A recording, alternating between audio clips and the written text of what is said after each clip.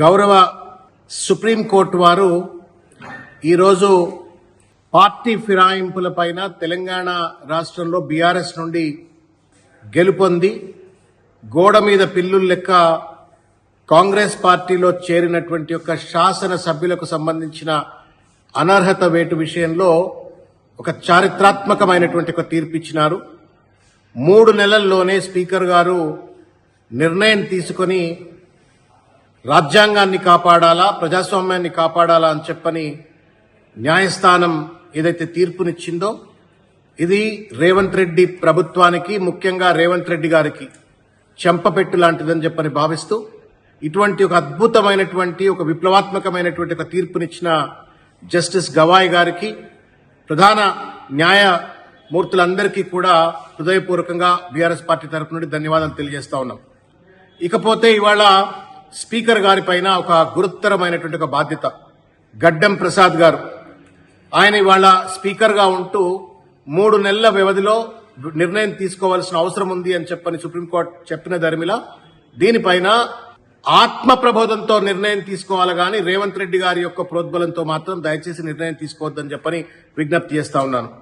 ఎందుకంటే రాజకీయాలు ఉంటాయి పోతాయి, కానీ మనం ఆ కుర్చీలో కూర్చున్న తర్వాత తీసుకునేటువంటి నిర్ణయాలు భవిష్యత్తుకు పునాదులవుతుంది, ప్రజాస్వామ్య పరిరక్షణకు నాంది అవుతుంది. కాబట్టి ఇవాళ ఆ కుర్చీలో కూర్చొని ఏమాత్రం కూడా తప్పుడు నిర్ణయం తీసుకోవద్దు.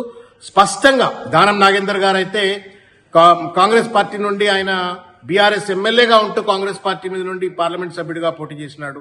తర్వాత మిగతా శాసనసభ్యులందరూ కూడా పార్టీ మారిన వాళ్ళు కాంగ్రెస్ పార్టీ కండువా కప్పుకొని అనేక పార్టీ కార్యక్రమాల్లో పాల్గొన్నారు. తర్వాత పార్టీ ప్రచార కార్యక్రమాల్లో భాగస్వాములైనారు. కాబట్టి అనర్హత వేటు వేయడం అనేటువంటిది 3 నెలలు కాదు, 3 నిమిషాల్లో తీసుకోవాల్సిన నిర్ణయం. నేను గౌరవ ప్రసాద్ గారికి వారే మాట్లాడినటువంటి ఒక వీడియోను నేను ఒకసారి వారి దృష్టికి తీసుకొచ్చి గుర్తు చేయాలని చెప్పాలనుకుంటున్నాను. నేనైతే ఈ పార్టీ ఫిరాయింపులను తీవ్రంగా వ్యతిరేకిస్తున్నాను. ఎందుకంటే ప్రజాస్వామ్యంలో ప్రజల తీర్పును బట్టి ఏ పార్టీ నుంచి నిలబడితే ఆ పార్టీలో గెలిచిన తర్వాత ఆ పార్టీకి అండదండలుగా ఉండాలి గెలిచిన వ్యక్తి అని భావించే మనిషిని నేను. అందులో స్పీకర్ హోదాలో ఉన్న ప్రజాస్వామ్యాన్ని కాపాడే దిశగా నా ప్రయత్నం ఉంటుంది.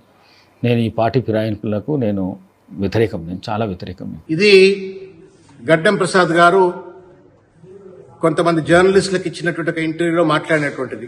నేను వారికి చేతులు ఎత్తి నమస్కారం చేసి విజ్ఞప్తి చేస్తా ఉన్నాను.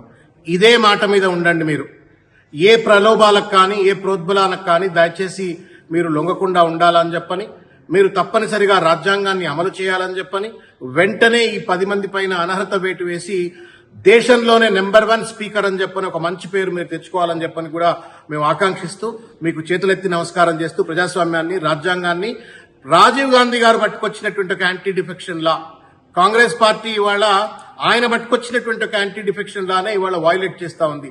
అట్లా కాకుండా సుప్రీంకోర్టు తీర్పును గౌరవించే విధంగా, రాజీవ్ గాంధీ గారి యొక్క చట్టాన్ని గౌరవించే విధంగా దయచేసి స్పీకర్ గారు వ్యవహరించాలని చెప్పని, ప్రభుత్వం కూడా ఏ రకమైనటువంటి అడ్డంకులు ఈ యొక్క కార్యక్రమంలో అడ్డంకులు సృష్టించొద్దని చెప్పని కూడా కోరుకుంటాము.